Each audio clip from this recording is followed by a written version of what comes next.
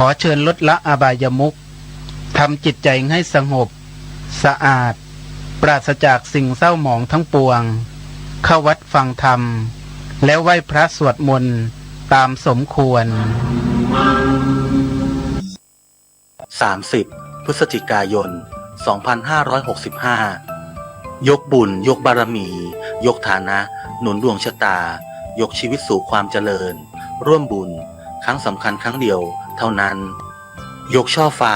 ยกยอดฉัตรมณฑปจตุรมุขพ่อขุนหลวงวิลังคะวัดสันทรายอำเภอชัยปราการจังหวัดเชียงใหม่กองบุญละ9 บาทหรือตามกำลังศรัทธาผ่านธนาคารกรุงไทย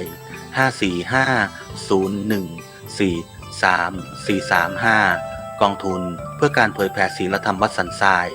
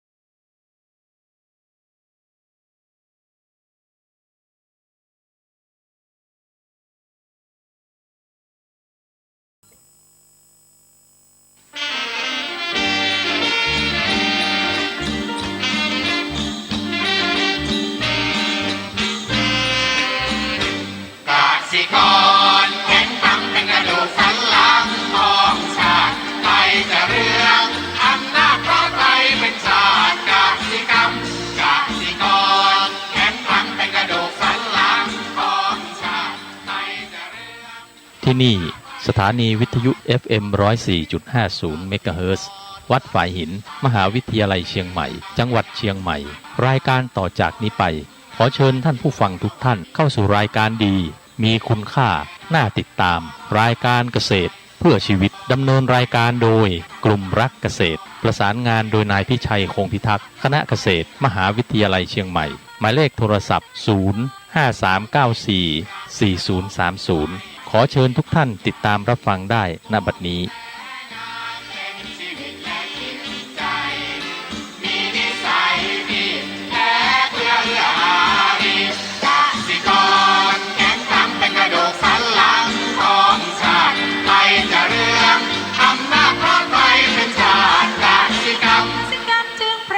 เป็นหลักมันอาชีพสำคัญผู้ไทยวิไลศรี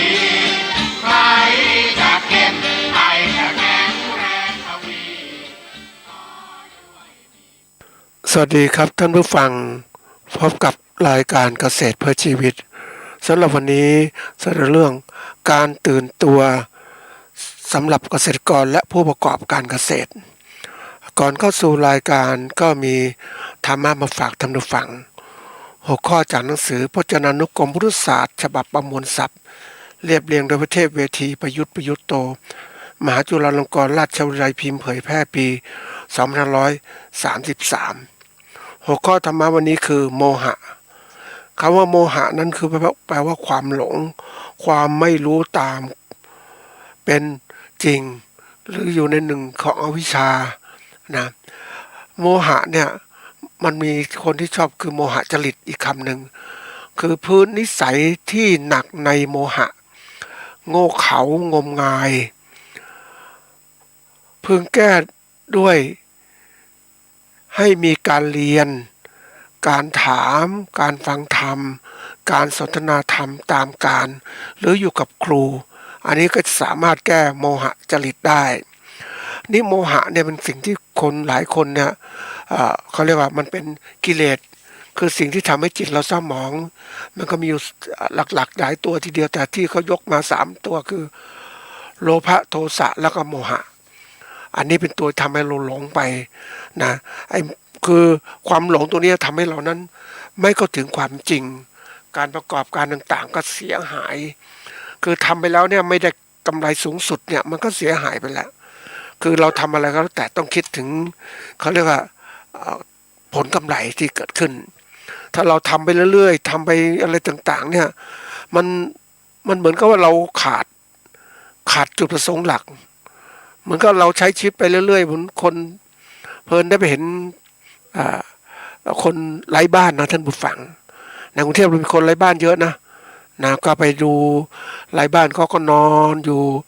ตามถนนตามตึกร้างต่างๆนะแล้วก็เช้าก็มาขออาหารคนกินแล้วก็เย็นก็นอนก็ไปพบคนหนึ่งที่ก็นั่งตาเหม่อลอยอาจจะเหมือนก็คลุ้มเหมือนก็ประเภทที่ว่ามองไปถึงอดีตที่ผ่านมาแล้วไม่ได้คิดไปนะอันนี้คิดไปเองมองฟ้ามองอะไรก็นั่งคิดแล้วก็กินกาแฟไปน้ำมันดื่มมองไปคือมันเหมือนคนที่เขาเรียกหลงไม่มีทิศทางหลงไปอะไรไปเนี่ยมันก็เหมือนกับว่าเรานั่นน่ะเดินทางไปหลงทิศหลงทางนะเคยครั้งหนึ่งเคยไปเข้าไปในสวนลำไยนี่ก็เข้าไปเป็นสวนลำไยสร้างใหม่ท่านผู้ฟังทีนี้มันพื้นที่มันกว้างเดินไปแรกๆก็เดินไปตามนั้นทีนี้มันเกือบเที่ยงวันนะท่านผู้ฟังไม่มีเงาไม่มีอะไรมองพระอาทิตย์ไปปุ๊บกลับทิศทางไม่ได้เลยอันนี้มันก็หลงไปแล้วความที่ว่าเราหลงเราไม่มีทิศมีทาง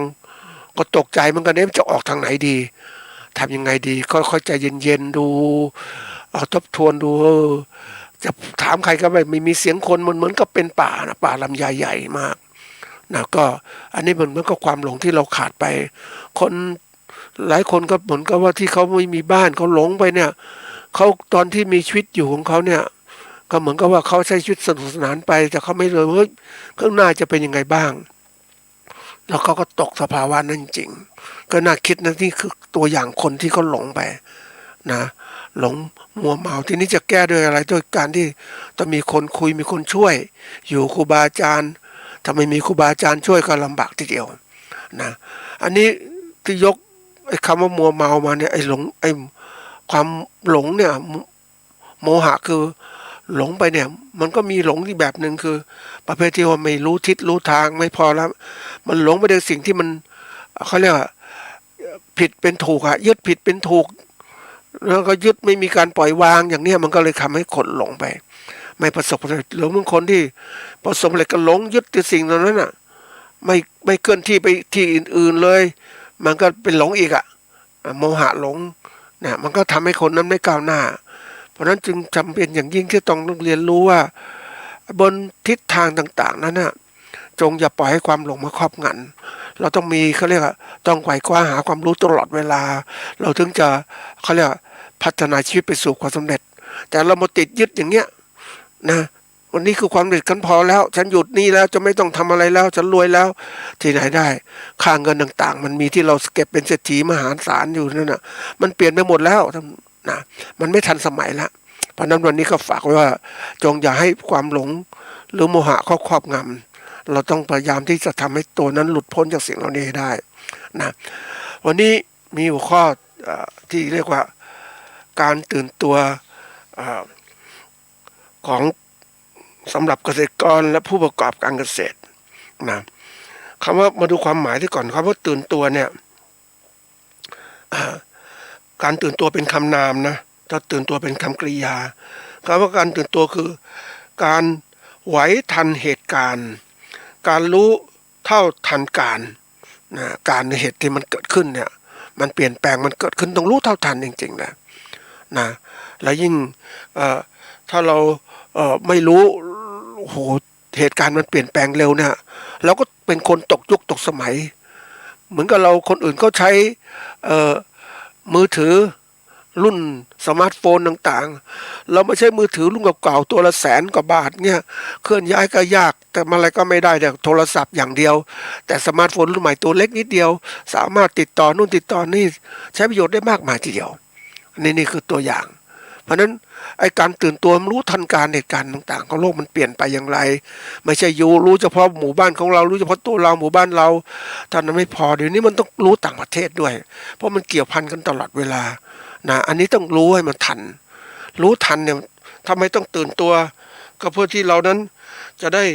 รับรู้ปรับตัวเปลี่ยนแปลงพัฒนากิจการงานต่างๆเราให้มันทันสมัยเกิดขึ้นทีนี้มันมีคำหนึ่งที่ตื่นตัวเมื่อมีคำว่าหลับไหลไอ้คำว่าหลับเนี่ยเป็นคำอาการพักผ่อนร่างกาย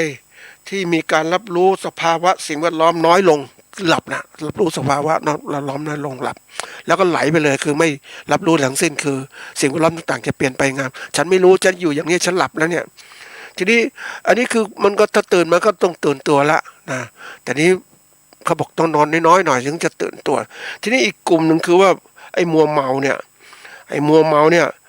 เป็นคำวิเศษเป็นคำขยายว่าหลงละเมอนะหลงละเมอจริงๆเดี๋ยวนี้มันมีตัวเผอิญไปเห็นคนที่เขาสูบกัญชาอันนี้กัญชาเนี่ยคนที่รัฐบาลเขาทำขึ้นมาเนี่ยจริงๆก็ทำเพื่อประโยชน์ของกลุ่มเท่านั้นแหละประโยชน์ของนักธุรกิจต่างๆคนที่ธรรมดาไม่สามารถจะทำได้ดีหรอกนะแล้วก็แค่เสพมันทีนี้มันเป็นคนที่ถ้าคนเสพไม่เป็นนะท่านผู้ฟังมันหลงมัวเมามันเขาเรียกมันประสาทหลอนนะประสาทหลอนที่นี่คนมันติดบ่อยๆเขามันประสาทหลอนมันก็เสพเพิ่มอีกเพราะว่ามันต้องไม่มีสิ่งกระตุ้นมันก็เฉื่อยชาลงอันนี้มันมัวเมาจริงๆนะมัวเมาแล้วมันทำให้เราเสียเวลาคนมัวเมาเนี่ยมันหลงทิศหลงทางหลงเสียเวลาต่างๆหมดเลยอันนี้อันตรายนะท่านผู้ฟังชีวิตของคนเรามันตื่นตัวไม่ใช่หลงหลับไหลมัวเมาเหมือนคนกินเหล้าอย่างเนี้ยคนสูบบุหรี่มึนเมาต่างๆจากยาเสพติดต่างๆอย่างเนี้ยหรือสิ่งบำรุงกำลังอย่างเนี้ยหลอกลวงทั้งนั้นมันมึนเมามันก็เสียเวลาในการคิดต่างๆคนเราก็บอกจะคิดอะไรต่างๆนี่ไม่ต้องใช้ตัวกระตุ้นเราเองถ้าเรากระตุ้นตัวเองเป็นคนตื่นตัวเป็นคนสุขภาพดีมันกระตุ้นโดยตัวอัตโนมัติมันพัฒนาได้แต่กระตุ้นโดยใช้สิ่งอื่นเสริมเข้าไปที่สุดมันก็เหมือนหลงติดแหละเผอิญไปเห็นภาพคนเสพฝิ่นสมัยก่อนคนมีโรงฝิ่นนะท่านผู้ฟังเสพฝิ่นดูดนอนฝิ่นเสพอยู่นั่นนะไม่ต้องทำมาหากินแล้วร่างกายผอมอย่างเงี้ยวันๆก็เสพเพ้อข้างไปในเขาเรียกว่ามัวเมากับความหลงอารมณ์มันปรุงแต่งเนี่ยอันตรายนะเพราะนั้นวันนี้ที่เราอยู่ในโลกปัจจุบันอย่าตกเป็นทาสของสิ่งเสพติดทั้งหลายเลยสิ่งที่เขาหลอกลวงเรามาเนี่ยมีนู่นมีนี่หลอกแล้วก็เสร็จแล้วใครล่ะบางทีเขาหลอกให้เราเสพเขาถามว่าแล้วใครเป็นคนเสพเราเองใช่ไหมก็เรารับผิดชอบใช่ไหมใครจะมารับผิดชอบแทนเราลำบากชีวิตของเราเนี่ยเหมือนหาเงินมาได้ตั้งเยอะแยะถูกเขาหลอกไปกินเหล้าสูบบุหรี่อย่างเนี้ยนั้นมันเสียโอกาสใช่ไหมท่านผู้ฟังเจอมันอึดอัดเหมือนกันนะท่านผู้ฟังเจอผู้ใช้แรงงานอย่างเนี้ยนะวันๆก็ทำมากินทำขยันขันแข็งทำนะแต่ที่ไหนได้ตอนเย็นก็กินเหล้ามั่วสุมพักพวกคุยกันสนุกสนานมันมัวเมามันหลงคุยแล้วมันได้อะไรประโยชน์อะไรเราต้องคุยเดี๋ยวนี้นักธุรกิจต่างๆก็พยายามเก็บข้อมูลในการที่แก้ไขปัญหาเศรษฐกิจทำยังไงถึงจะนะสิ่งต่างๆที่มันจะเปลี่ยนแปลงเอากำไรได้มากที่สุดอย่างไรอันนี้เป็นสิ่งที่น่าคิดนะท่านผู้ฟังถ้าเราไปหลงติดอย่างเงี้ยนะมันเป็นสิ่งที่น่าวิตกกังวลนะใครจะช่วยเรานอกจากเราจะช่วยตัวเราเองจะไปหวังคนอื่นเหรอแล้วบางพวกในทุนต่างๆเขาเป็นรัฐบาลเขาก็มาทำธุรกิจของเขาลงเหล้าสูบบุหรี่ต่างๆทั้งหมดของเขาเนี่ยเป็นประโยชน์ของเขาไม่ได้สนใจเราหรอกถ้าเราตกเป็นทาสนะอันนี้เป็นสิ่งที่เราระมัดระวังตัวเองกัญชาในตัวร้ายแล้วนะมันค่อยเริ่มทีละน้อยนั่นแหละนะก็ฝากไว้อย่าไปเสพมันดีกว่านะวันนี้พูดถึงเรื่องการตื่นตัวสำหรับท่านเกษตรกรแล้วก็ผู้ประกอบการเกษตรเนี่ยเป็นสิ่งที่เราจะต้องตื่นตัวตลอดเวลาให้มันรู้ทันการต่างๆที่มันเปลี่ยนแปลงเกิดขึ้นเพราะว่าถ้าเราปล่อยแล้วปรับไม่ทันไม่เรียนรู้เนี่ยมันไม่ได้ปรับตัวปุ๊บมันก็ลำบากแล้ว ลำบากอย่างทุกอย่างในสิ่งที่เราทำเราคาดหวังจะได้กำไรมันไม่ได้กำไรมันขาดทุนอีกต่างหากเนี่ยนะเพราะนั้นอันเนี้ยมันสิ่งที่เราต้องเรียนรู้ในสิ่งตรงนี้นี่ที่มาของหัวข้อนี้คือได้เดินทางไปดูการค้าการขายของคนกรุงเทพค้าขายสินค้าทุกตัวเลยนะสินค้าเกษตรก็ไปที่ปากคลองตลาดอย่างเนี้ยนะก็ไปดูการขายดอกไม้การเล่งต่างผลไม้ต่างๆนะแล้วก็ไปดูแถวดอนหวายวัดดอนหวายแถวนครปฐมตลาดที่เขาตลาดเชิงท่องเที่ยวต่างๆมันดูแล้วมันนั่งคิดมันโอ้โหนี่นะคือที่คนมีมากๆเนี่ยไม่ใช่ใครคนท่องเที่ยวก็มีไม่มากท่านผู้ฟังคือคนขายมากอะคนขายมากแล้วก็มันก็พลุกพล่านนะถามว่า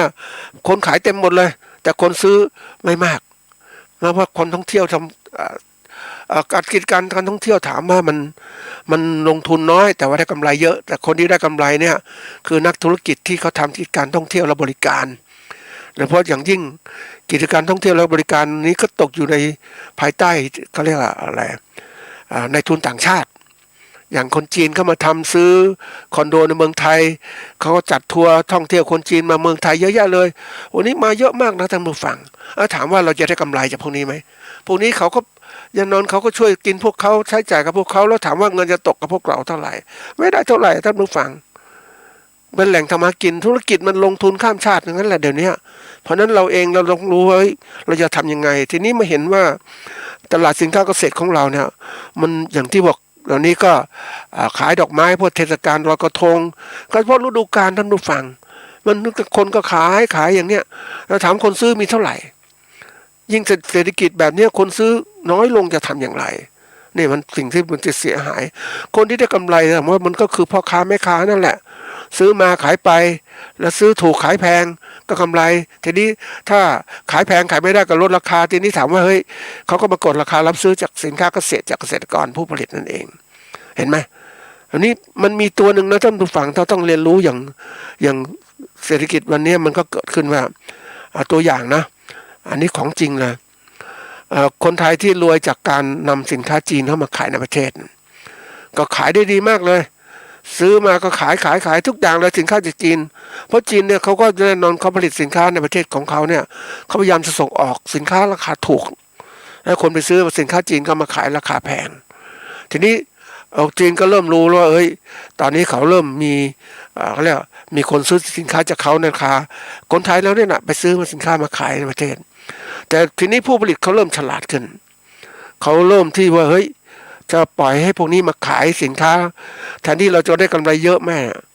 ตอนนั้นเลยเราต้องทำการค้าขายเองจีนก็ใช้กลยุทธ์ของการค้าต่างประเทศที่ว่าเปิดการค้าเสรีระหว่างไทยจีนในระดับประเทศตอนนี้แหละมันเปิดเขาเรียกไม่ต้องเสียภาษีผิดกับผู้ที่พ่อค้านำสินค้าเข้าก็เสียภาษีเต็มที่นะเพราะว่ามันไม่ได้ลดนี่แต่ในนามประเทศมันจะลดในส่วนใช้สิทธิประเทศของแต่ละประเทศก็ลดเพราะนั้นผู้ผลิตจีนก็ส่งสินค้ามาเต็มที่เลยก็เพื่ออะไรเพื่อจะขายเองแล้วเดี๋ยวนี้ยิ่งมีตลาดออนไลน์เขาค้าขายเองหมดเลย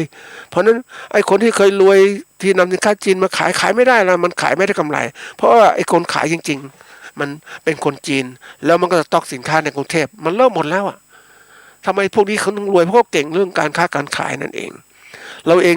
ราต้องหาทางออกในเรื่องเหล่านี้อันนี้เป็นตัวอย่างในการที่เราเป็นผู้ขายก็ต้องหาทางผลิตสินค้าไว้สำรองตัวเองก็ได้แต่เราซื้อมาขายไปเนี่ยมันได้ขนาดหนึ่งเท่านั้นนี่มาถึงเกษตรกรผู้ผลิตเนี่ยหรือผู้ประกอบการเนี่ยก็ต้องหาช่องทางในการที่จะค้าขายด้วยตัวเองไม่ต้องผ่านพ่อค้าคนกลางนะผ่านไปเนี่ยมันก็เหมือนกับว่าคือเราเองถ้าพูดถึงแล้วตามหลักของถ้าที่คุยกับเกษตรกรหรือผู้ประกอบการคนเขาไม่มีเวลาเขาก็บอกว่าเอาแค่นี้พอแล้วนะคำพูดคำหนึ่งนะผลิตได้ก็ขายแค่นี้พอแล้วนะแล้วก็เดี๋ยวผลิตต่อก็ได้กำไรเองไม่ต้องมีเวลาไปวุ่นวายเก็บการค้าการขายคือคิดกับการค้าการขายมันวุ่นวายนะท่านฟังเขาคิดอย่างนั้นนะเขาเลยขายสินค้ากับพ่อค้าคนกลางแทนที่ตัวเองจะมาตรงนี้จ้างคนงานทำตรงนี้ มันคุมเองได้มันรู้เองได้มันเรียนรู้สภาวะเศรษฐกิจต่างๆได้ตัวเองก็จะไวขึ้นแต่ถ้าเราไปเรียนรู้ภาวะเศรษฐกิจจากพ่อคนกลางเขาไม่บอกความจริงเราหรอกเขาหลอกเราผลิตสินค้าไปด้วยอย่างนั้นนะแล้วเราผลิตมาขายไม่ได้ทำยังไงอ่ะหรือขายได้ราคาต่ำทำไงเราเองต้องรับผิดชอบหมดอ่ะความเสี่ยงตรงนี้มีมหาศาลเพราะฉะนั้นผู้ประกอบการที่เขาเก่งๆเนี่ยเขาจะผลิตเองขายเองทั้งหมดเลย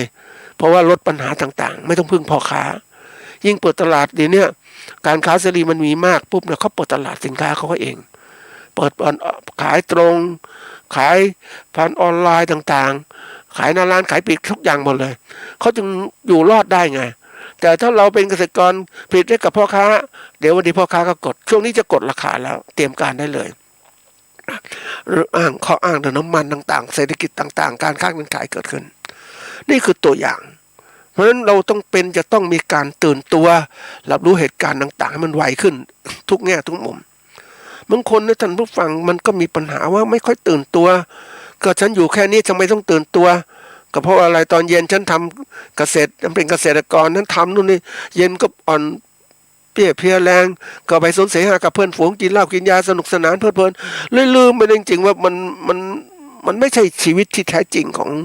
บุคคลที่จะเขาเรียกคนที่จะประสบความสำเร็จมันกลายเป็นชีวิตของคนที่เป็นปุถุชนคนดิบอ่ะมันใช้ชีวิตไปอย่างนี้มันถึงไม่มีความเจริญก้าวหน้า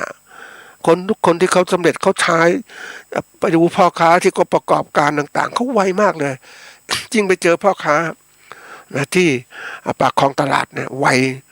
เขาไวมากเขาขายเขาใช้คนส่งสินค้าเขาสั่งนู่นสั่งนี่ยิ่งไปเจอพ่อค้าส่งในช่วงหนึ่งไปดูเนี่ยพ่อค้าส่งออกข้าวโพดขายต่างประเทศนะท่านผู้ฟังส่งที่ซื้อรถบรรทุกมาปุ๊บกดสั่งคนงานเอากระสอบใส่กระสอบลงแล้วเตรียมส่งสินค้าลงไปก็ชี้หมดเลยก็สั่งคุมอย่างเนี้ย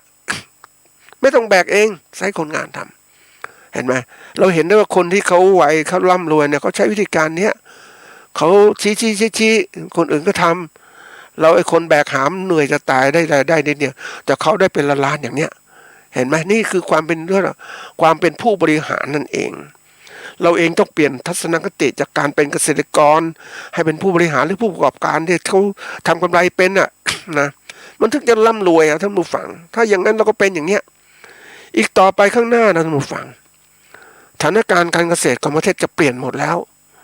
เปลี่ยนจากการเกษตรแบบเนี้ยเป็นการเกษตรแบบมืออาชีพหรือว่าเป็นผู้ประกอบการแล้ว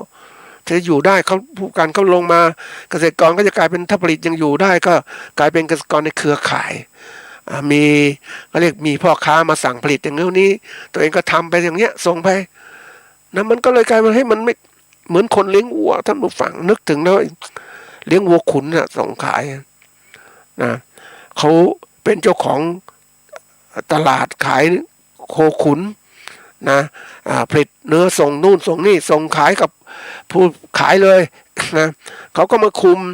เรื่องการมีโรงงานฆ่าวัวต่างๆแล้วมาคุมผู้เกษตรกรผู้เลี้ยงโคขุนว่าต้องเลี้ยงแบบนี้เนื้อจะต้องดูอย่างดีอย่างนี้ดูแลปรับปรุงอย่างนี้สั่งอย่างนี้เขาก็สั่งมาเกษตรกรถ้าเลี้ยงโคขุนไม่ได้ตามมาตรฐานเนี่ยเขาก็ไม่ซื้อเห็นไหมนี่คืออะไรมันก็แค่เป็น เกษตรกรลูกไร่เท่านั้นเองหรือในเครือข่ายถามว่าจะลืมตาอ้าปากได้ไหมมันได้แต่ต้องพยายามทำให้มากกว่านี้เอาขายเองมาแต่นี้มันผูกขาดหมดแล้วเพราะอะไรคุณจะเป็นเจ้าของพวกนี้คุณต้องมีโรงเชือดที่ทันสมัยคุณต้องมีตลาดเองอะไรเองนี่เกษตรกรจะมียังไงได้ล่ะก็เติบโตเนี่ยช้าเกษตรผู้ประกอบการเขาจดทะเบียนหมดแล้วก็มีมาตรฐานโรงงานต่างๆเพราะนั้นเนื้อจะขายในตลาดก็ต้องผูกขาดอีกนะผูกขาดโดยต้องผ่านพ่อค้าพวกนี้อีกนะต้องผ่านเพราะนั้นระบบการเกษตรของเมืองไทยเนี่ยมันมีหลายชั้นจริงๆเลยโดยเฉพาะอย่างยิ่งตอนนี้ที่ออกมาตรการต่างๆของภาครัฐมีมาตรฐานฟาร์มนะมีอย.ควบคุมทุกอย่างหมดเลยก็เพื่อที่ให้ผู้บริโภคได้อาหารการกินที่ดีนี่ถามว่าเกษตรกรถ้าไม่พัฒนาตรงนี้จะขายสินค้าได้ไหมขายกับพ่อค้าคนกลางไม่สามารถจะขายเองขายไม่ได้เพราะไม่มีอย.ไม่มีมาตรฐานฟาร์มต่างๆไม่มีมาตรฐานโรงเรือนต่างๆโอ้โหมันลำบากทีเดียวเห็นไหม ที่ตอนเติบโตมาในตอนแรกๆเขายังไม่มีมาตรฐานเหล่านี้แต่ตอนหลังๆเนี่ยมันเกิดขึ้นเพราะว่ารัฐบาลต้องทำตามผู้บริโภคขณะเดียวกันในทุนก็เป็นมีเครือข่ายรัฐบาลก็นะให้รัฐบาลออกเกณฑ์นี้นะทำให้เกษตรกรรายเล็กๆอยู่ไม่ได้ต้องมีมาตรฐานฟาร์มต่างๆเนี่ยโอ้มันเป็นเรื่องแข่งขันนะท่านผู้ฟังก็รู้ด้วยการแข่งขันมันไม่ธรรมดานะมันแข่งขันกันนี่มันแข่งขันทุกอย่างเลยเขาเรียกเอารัดเอาเปรียบเกิดขึ้นกดดันผลิตแข่งกันด้วยไม่พอตั้งมาตรฐานแข่งกันด้วยนะผู้ขัดทั้งหมดเลยเกษตรกรหรือตกที่นั่งลำบากเหมือนกับเจอเกษตรกรผู้ส่งผักขายนะปลูกผักกาดขายเนี่ยอยู่บนดอยก่อนจะลงมาอะไรต่างแล้วเนี่ยนะก็ต้องมาเจอพ่อค้าคนกลางเจออย่างเงี้ยไม่มีโอกาสได้ผลิตไม่มีโอกาสทำตลาดตัวเองเพราะว่าความสามารถของตัวเองจำกัดทำไมความสามารถตัวเองจำกัดเพราะตัวเองแรกๆจำกัดความคิดความอ่านของคนว่ามองไปข้างหน้าไม่ชัดเจนก็เอาแค่นี้พอคิดแค่นี้พอจะเกิดปัญหาต่างๆก็คิดหาทางแก้ไขอันนี้มันไม่ทันสมัยแล้วเดี๋ยวนี้ก็ต้องบอกว่าเราคิดไม่พอคิดไปข้างหน้าเหตุการณ์อะไรต่างๆเกิดขึ้นเราต้องคิดหาทางออกให้มันชัดเจนข้างหน้าเพื่อไว้เพราะว่าเราต้องคิดว่าเรานั้นไม่ก็เรียกว่าเราก็คิดว่าเราต้องมีศักยภาพไม่ใช่ว่าอยู่อย่างเงี้ยพอแล้วอย่างเงี้ยไม่ได้คนนี้ไม่ต้องพูดว่ามันเป็นยังไงนะทีนี้มาดูอันนี้ในประเทศนะเดี๋ยวนี้มันมีสิ่งที่เราต้องเรียนรู้คือตื่นตัวเรื่องอะไรเหตุการณ์ทุกเรื่องสังคมไทยไม่ก็ตื่นตัวนะท่านผู้ฟังจะตื่นตัวก็ต้องเมื่อมีอะไรไปบีบบังคับตัวเองถึงจะตื่นมันไม่ตื่นจากภายในไอ้คนอยากตื่นภายนอกเหมือนมีแดดร้อนมาเผาตัวเองก็ตื่นไปหลบไปหาที่ร่มอย่างเนี้ยนะเราปกติเรารู้ถ้าเราตื่นตัวไม่พอเราตื่นตัวทั้งตื่นใจซะก่อนเฮ้ยเดี๋ยวจะแดดร้อนละเราก็หาที่ร่มเผื่อไว้ข้างหน้าอีกประมาณ3 โมง 10 โมงเช้าเนี่ยมันจะแดดร้อนทางนี้นี่ฉันก็เคลื่อนที่ไปอยู่ที่อื่นก่อนปลอดภัยไว้ก่อนมันไปเขาเรียกไปสู่การแก้ปัญหาล่วงหน้าเนี่ยวันนี้ต้องสู่การแก้ปัญหาล่วงหน้ามันถึงทำให้เรานั้นอยู่รอดทางเศรษฐกิจได้วันนี้มาดูที่ว่าทำไมไม่ตื่นตัวเพราะเราเองการตื่นตัวต่างๆมันต้องเกิดการกดดันถึงจะตื่นตัวถ้าไม่มีการกดดันเหมือนเรานะสมัยเด็กนะถ้าพ่อแม่ไม่เรียกก็จะไม่ตื่นนอนไปเรื่อยสบายนะแต่เวลาเราโตเป็นผู้ใหญ่ปุ๊บไม่ได้แล้วพ่อแม่ไม่อยู่แล้วนี้เราก็ปกครองตัวเองได้เราตื่นให้ก่อนตื่นนะยิ่งเราเป็นผู้ปฏิบัติสมมุตินะยิ่งปฏิบัติธรรมอย่างเงี้ยเราต้องตื่นมารีบปฏิบัติเวลามันน้อยลงกับชายปล่อยนอนเล่นไม่ฝึกจิตใจตัวเองเนี่ยมันต้องตื่นอย่างเงี้ยมันไวการเรียนรู้เหตุการณ์ต่างๆเหมือนกันเราปกติเราก็ไม่ค่อยเรียนรู้สิ่งแวดล้อมภายนอกตัวต้องเรียนรู้นะท่านผู้ฟังว่า เราอยู่ในโลกเนี่ยโลกปัจจุบันเป็นโลกที่เราต้องสังคมกับคนอื่นเราต้องตื่นเรียนรู้ว่าเดี๋ยวนี้สิ่งแวดล้อมต่างๆรอบตัวเศรษฐกิจสังคมการเมืองการปกครองสิ่งแวดล้อมมันเปลี่ยนแปลงหมดเลยแล้วเราไม่ตื่นตัวการแก้ไขเราก็จะลำบากเหมือนเราเนี่ยเราคิดมันมีโรงงานนะท่านผู้ฟังก่อนเนี่ยเกษตรผู้ ก่อนจะมีกฎหมายสิ่งแวดล้อมเกิดขึ้นนะโรงงานจะตั้งที่ไหนก็ได้ฉันจะตั้งตรงนี้แหละนะทีนี้มันเกิดเขาเรียกคนเราเนี่ยชอบลองผิดลองถูกรัฐบาลก็ปล่อยมันตั้งไม่เป็นไรแต่ที่ไหนได้ตอนหลังมันเกิดสิ่งแวดล้อมเสียหายปุ๊บรัฐบาลก็เริ่มออกกฎหมายว่าต้องมีมาตรฐานสิ่งแวดล้อมถึงต้องเมินต่างๆเดี๋ยวนี้การข้างคอนโดก็ต้องมีมาตรฐานสิ่งแวดล้อมอีกเพื่อจะบอกว่าให้สังคมรอบๆเนี่ยได้รู้ว่าจะมีโรงแรมจะมีโรงงานอยู่ตรงนี้ก็ต้องมีการประเมินสิ่งแวดล้อมต่างๆมีการทำงานวิจัยดูประชาชนมีส่วนได้ส่วนเสียในการดูว่าจะสิ่งแวดล้อมเกิดขึ้นเนี่ยถ้าสิ่งแวดล้อมนี้มันมีสิ่งนี้มันเกิดขึ้นมาจะสร้างความเสียหายสิ่งแวดล้อมอย่างไร นี่คือสิ่งสำคัญนี่คนไทยแล้วไม่ก็ตื่นเพราะเราก่อนเนี่ยตื่นก็เพราะสิ่งแวดล้อมกระเทือนเราถึงจะตื่นแต่นี่ไม่ก็ตื่นนะเฉยๆเพราะอะไรเราไม่ก็ตื่นตัวเพราะเราฝึกของคนไทยได้ชอบอดทนนะท่านผู้ฟังอดทนอดกั้นอดทุกอย่างแล้วก็จะแสดงก็ต่อเมื่ออดไม่ไหวแล้ว แต่ตามหลักแล้วเนี่ยบางอย่างมันมีตัวชี้วัดมันต้องอดทนขนาดนั้นเราเห็นเหตุการณ์แบบนี้ปุ๊บมันจะกระเทือนถึงเราปุ๊บเรารีบจัดการทันทีเหมือนมีไฟไหม้ป่าเนี่ยมันต้องอยู่นู้นต้องรีบกันจัดแต่เราไฟยังไม่ถึงตัวเราไม่ต้องรีบกันจัดนอนซะก่อนเนี่ยเดี๋ยวนี้มันต้องการตื่นตัววันนี้เราต้องตื่นตัวตื่นใจเลยนะตื่นใจซะก่อนยอมรับว่าเป็นยังไงสิ่งแวดล้อมมันเปลี่ยนเอายกตัวอย่างนะไปดูการค้าการขายสินค้าเกษตรไม่พอดูการค้าการขายสินค้าแฟชั่นเสื้อผ้ารองเท้าต่างๆทั้งหมดเลยนะโอ้มีแต่คนขายเยอะจากโรงงานผลิตมาเยอะเนี่ยเพราะระบบปัจจุบันเนี่ยมันเป็นระบบผลิตแบบเรียกว่าเป็นอุตสาหกรรมผลิตจำนวนมากเลยมันขายเต็มเสื้อผ้ากับผลิตแบบจำนวนมากโรงงานผลิตเย็บผ้าขายไม่เย็บสมัยก่อนสั่งตัดเสื้อผ้าทีละตัวละตัวเนี่ยมีคนตัดเสื้อผ้าตอนนั้นช่วงนั้นเนี่ย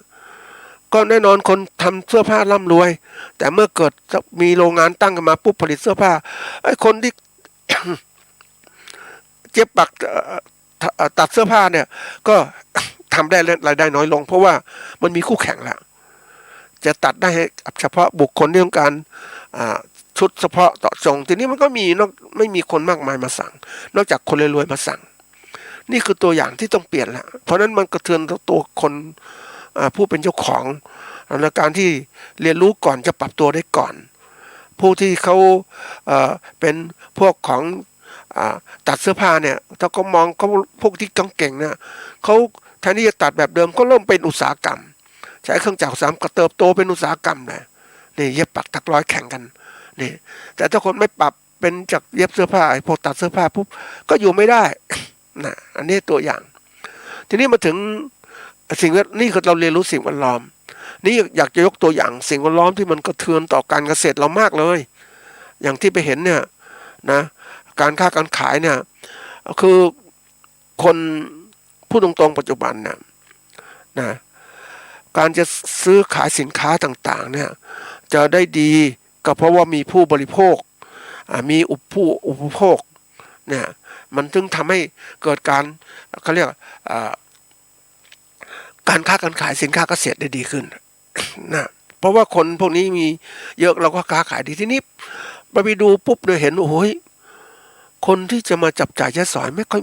อยมีเงินนะมันก็หายตัวใช่ไหมท่านผู้ฟังไม่หายตัวเขาก็อย่างอาหารการกินเนี่ยแทนที่ซื้อแต่ก่อนซื้อกินง่ายเพราะเงินมันเยอะเนี่ยจับจ่ายใช้สอยไปเดี๋ยวนี้คนไม่ค่อยมีเงินน่ะ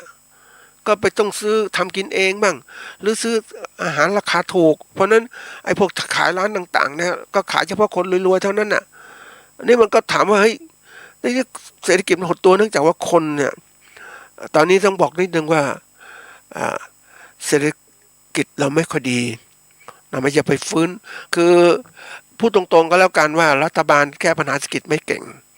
นะไม่เก่งปุ๊บมีอะไรก็แจกเงินแล้วก็แจกไม่กี่เดือนก็หมดละหมดเหมือนกับจุดไฟไม่ฟางนี่แหละแล้วถามว่าให้คุณไม่ได้แก้ปัญหาระยะยาวเศรษฐกิจไม่ดีเนี่ย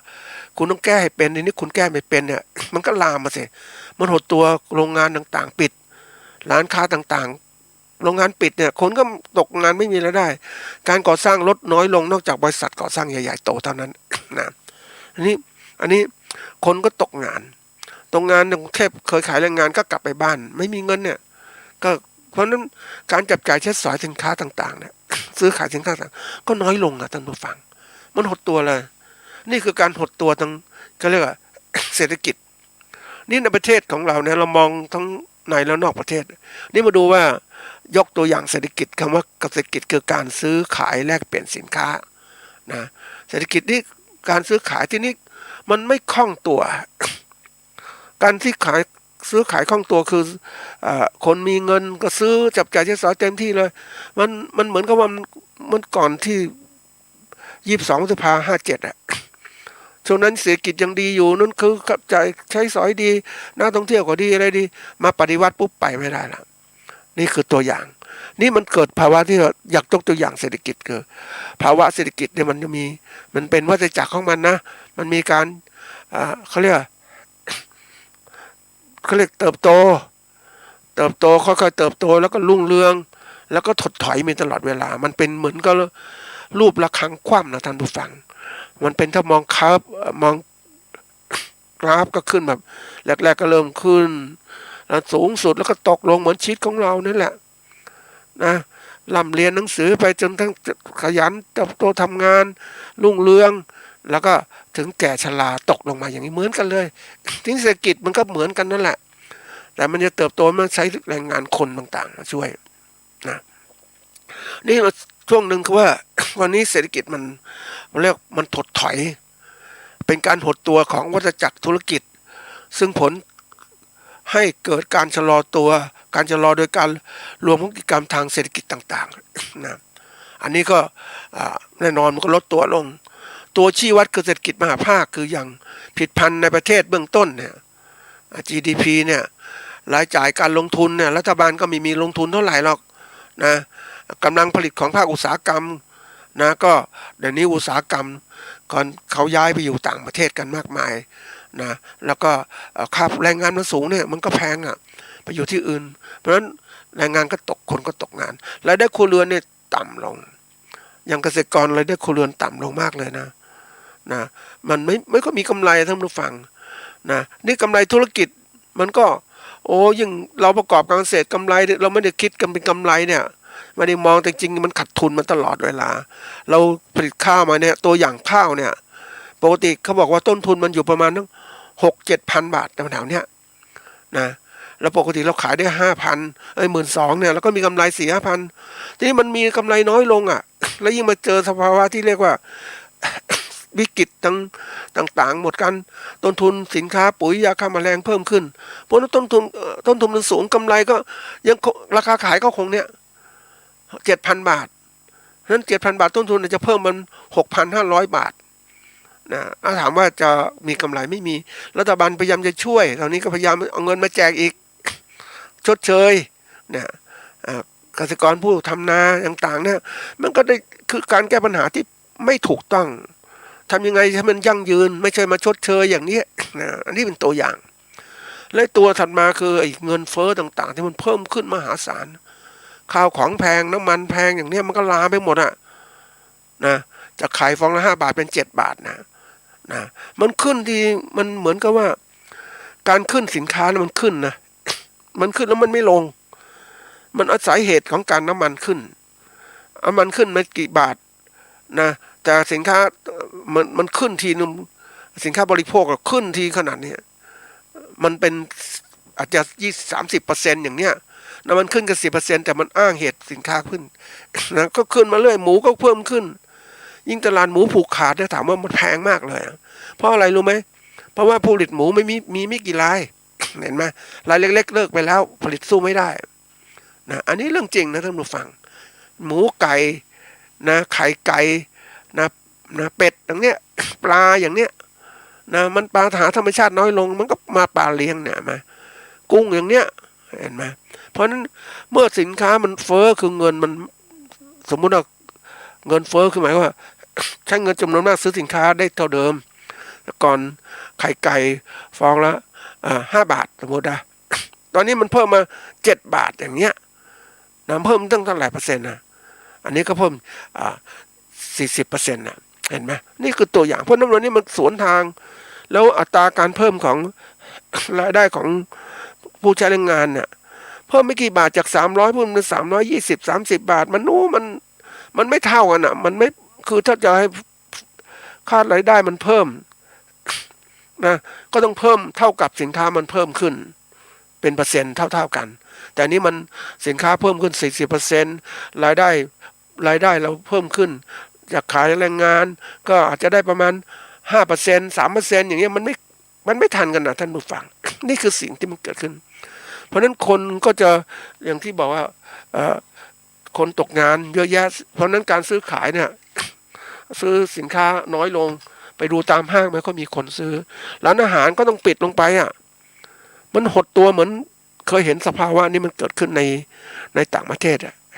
มันน่าเศร้านะท่านผู้ฟังสิ่งที่เคยรุ่งเรืองกับเหี่ยวเฉาศูนย์การค้าที่เคยมีคนพลุกพล่านกับไม่ค่อยมีคนห้างร้านต่างๆในร้านก็เริ่มปิดนะบางส่วนก็ปิดเป็นแผนก นี่คือตัวอย่างให้เห็นว่าความเขาเรียกมันถดถอยจริงคนก็อ้างว่าเอ้ยมันเกิดจากโควิดนะอ้างโควิดต่างๆจริงๆมันเกิดจากระบบบริหารที่รัฐบาลไม่เป็นอ่ะไม่มีความสามารถในการบริหารจากการปฏิวัติมาในที่ผ่านมาเนี่ยนะมันเสียไปหมดเลยอ่ะนะแล้วยิ่งมาเจอโควิดซ้ำเติมอีกโอ้โหภัยหมดเลยวันนี้เลยมาเจอตัวหนึ่งถัดมาสภาพของน้ำท่วมนะไปเห็นน้ำท่วมมันนั่งโอ้โหนี่ น้ำยังไม่ลดนะภาคกลางน้ำยังมีอยู่นะอยุธยาแถวเนี้ยเราไปเจอแถวนครปฐมอ่ะไม่เคยเจอแถวแม่น้ำท่าจีนอย่างเงี้ยโอ้น้ำมันมีน้ำขึ้นน้ำลงนะทั้งหมดฝั่งเลยมันก็แปลกดีนะแทนที่น้ำจะไหลลงไปนะมันไม่ลงมันก็ขึ้นอีกเพราะน้ำทะเลมันหนุนขึ้นมานะมันไหลลงช้ามันก็ท่วมมันก็เหมือนกับว่าดินที่เคยแห้งมันมีน้ำฉ่ำมันดูแล้วมันนี่คือเหตุการณ์ที่มันเกิดขึ้นเศรษฐกิจของเราเนี่ยจึงเป็นไปได้ยากจริงๆนะท่านผู้ฟังแล้วยิ่งมันปัญหามันเยอะหลายตัวทั้งคนตกงานสินค้าเรื่องอุปโภคพวกขึ้นราคาความสามารถรัฐบาลก็ตกต่ำไม่สามารถบริหารได้นะมันเสียหายไปหมดเพราะนั้นเราเนี่ยมันกระเทือนทั้งหมดทั้งระบบเลยเราเองนึงเขาเรียกว่านี่คือภาวะเศรษฐกิจมันจะเริ่มถดถอยเมื่อรายจ่ายลดลงรายจ่ายน้อยคือหมายว่ารายรับเราน้อยนะรายรับเราน้อยนั้น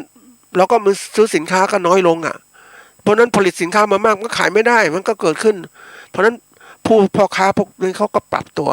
อย่างจะมีการซื้อสินค้าเกษตรกักตุนก็ไม่ค่อยมีนะเพราะไม่แน่ใจเศรษฐกิจจะเป็นยังไงอันนี้คือในประเทศและต่างประเทศเขาก็รู้อีกนะก็เกิดสภาวะที่เรียกว่าโอ้กระเทือนทั้งระบบนะ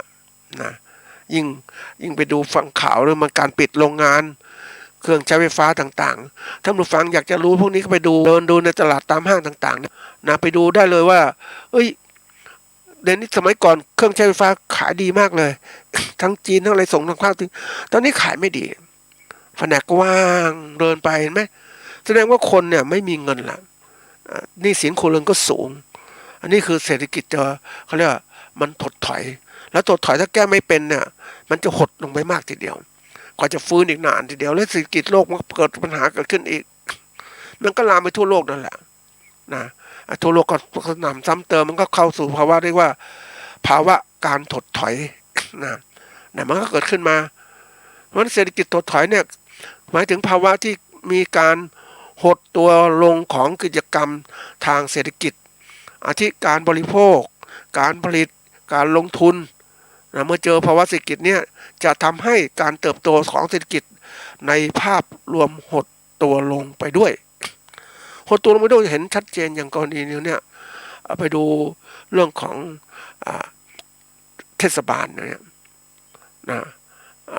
เทศบาลเดี๋ยวนี้เก็บภาษีไม่ได้ท่านผู้ฟังเก็บภาษีคือเก็บภาษีได้แต่ไม่มากไม่มีเพียงพอที่จะนำมาใช้ในการลงทุนปกติได้ภาษีก็มาใช้สำหรับเป็นเงินเดือนบุคลากรนะถ้าเศรษฐกิจดีๆก็มีเงินมากก็ทำสร้างถนนทำหนทางต่างๆน้ำไฟดีหมดทั้งอย่างตอนนี้มันไปไม่ไหวเนี่ยนี่คือตัวที่เราเห็นตัวชี้วัดเนี่ยมันบอกได้เลยว่า เราเห็นสภาวะพวกนี้ดูยังไงก็ดูอย่างที่เห็นนี่แหละไปสำรวจตลาดดูต่างๆทั้งหมดไอ้ตัวชี้วัดเนี่ยเป็นเครื่องมือที่ใช้เป็นเกณฑ์ในการบอกว่าสภาพเศรษฐกิจแบบใดที่เข้าสู่เพราะถดถอย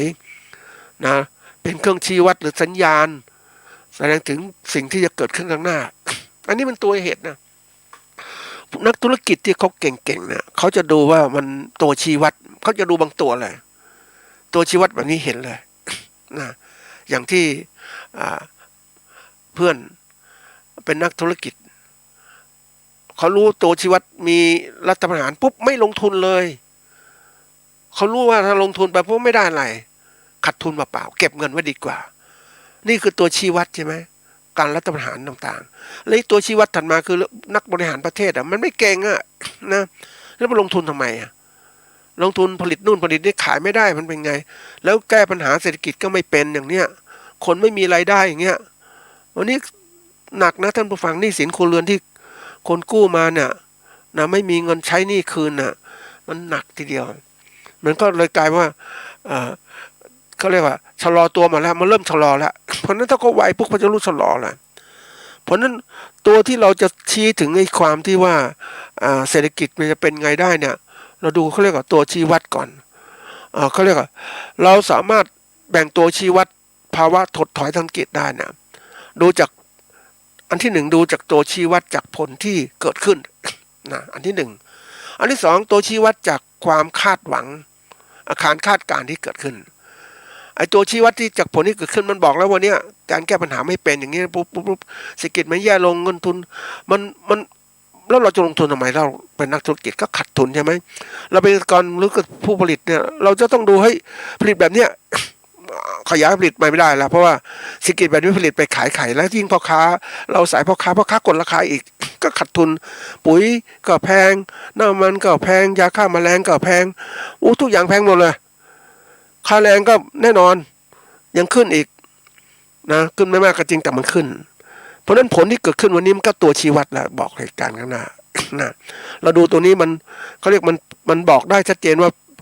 เวลาเราดูผลเขาบอกเวลาจะดู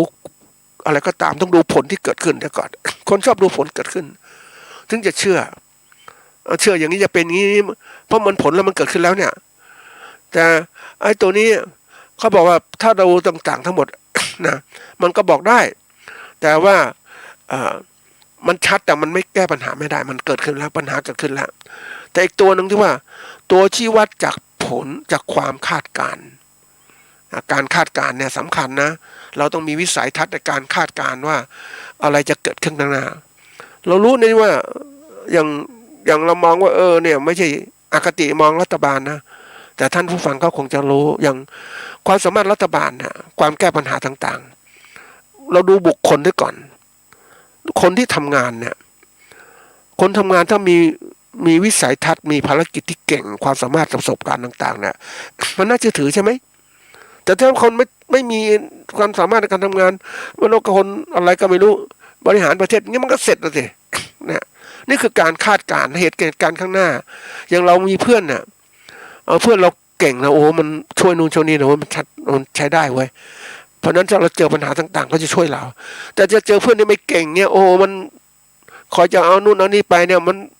พึ่งพาไม่ได้ล่ะเพราะนั้นเนี่ยตัวอย่างเพราะนั้นเหตุการณ์มันเกิดขึ้นหน้าปุ๊บมันก็ไม่สามารถจะพึ่งพาเพื่อนได้เนี่ยมันบอกได้หมดอ่ะเพราะนั้นวันนี้มันต้องดูว่าอย่างที่บอกว่า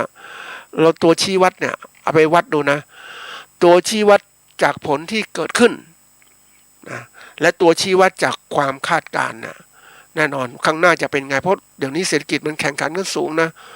คนจีนที่เขามาลงทุนในประเทศไทยไม่ธรรมดานะท่านผู้ฟังก่อนเขาใช้คนเรานะประเทศไทยขายสินค้าจีนต่อจากนี้คนจีนมันก็ขายสินค้าจีนในประเทศไทยแล้ววางหมดทุกอย่างแล้วเขากระบวนการของเขาเนี่ยอย่างที่บอกว่ากลยุทธ์การค้าขายเขาไม่ธรรมดาเขาการแรกเขาทำลายคู่แข่งทำลายคนที่จะผลิตมาแข่งกับเขาโดยลดราคาสินค้าราคาถูกมาขายนะเพราะนั้นพ่อค้าที่อยู่ธรรมดาในท้องถิ่นก็สู้ไม่ได้และเสร็จแล้วก็ขึ้นราคาผูกขาดนี่กลยุทธ์ในการที่ว่าสร้างกลไกการผูกขาดแล้วก็คุมทุกอย่างแล้วค้าธรรมดาไม่พอเขาเล่นบทของการที่ว่าเป็นพ่อค้าแล้วมายุ่งเกี่ยวกับการเมืองด้วยนี่กำหนดทิศทางการเมืองต่างๆเนี่ยมากำหนดเองหมดเลยเนี่ยมันถามว่าตรงนี้อันตรายไหมอันตรายคือถ้า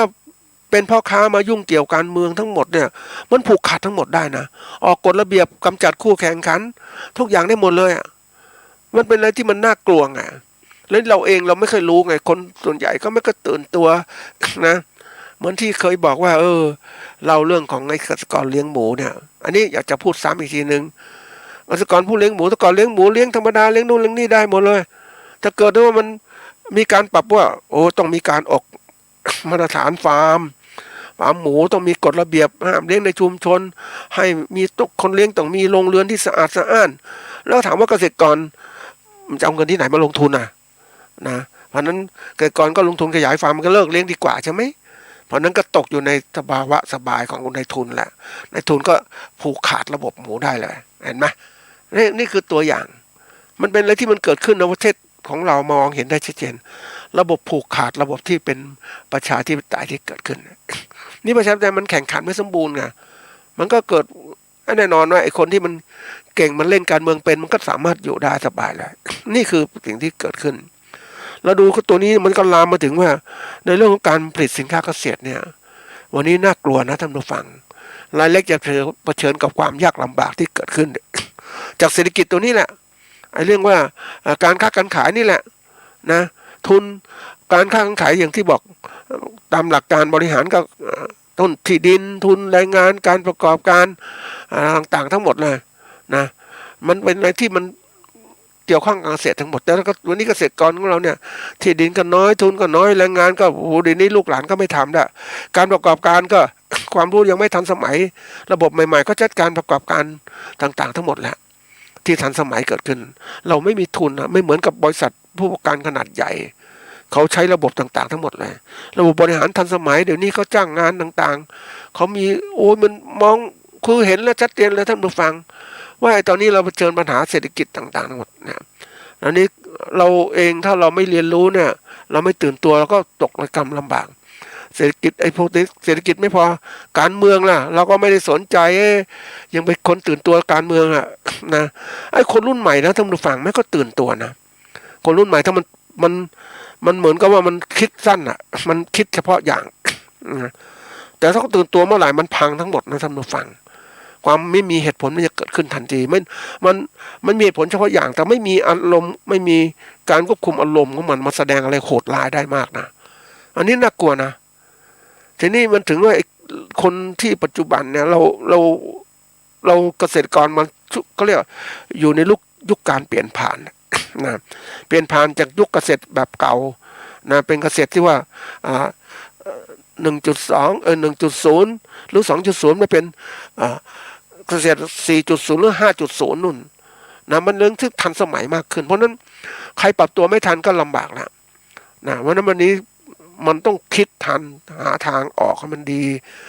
ตื่นตัวทุกอย่างแล้วยิ่งเราเรียนรู้มากขึ้นนะท่านผู้ฟังตื่นตัวปุ๊บมองเห็นไม่ใช่ธรรมดานะท่านผู้ฟังมันเห็นลึกเข้าไปในอีกบางอย่างที่เรามองเห็นบางอย่างที่เรามองไม่เห็นอีกเหมือนเรามีความสามารถเป็นนักเดินเรือเนี่ยเราจะรู้แล้วว่าเรือเนี่ยท่าเรือเนี่ยจะมีดีปลอดภัยไหมหรือจะมีเขาเรียกมีเสาอยู่ใต้ที่เรามองไม่เห็นอยู่ใต้ดินอีกไหม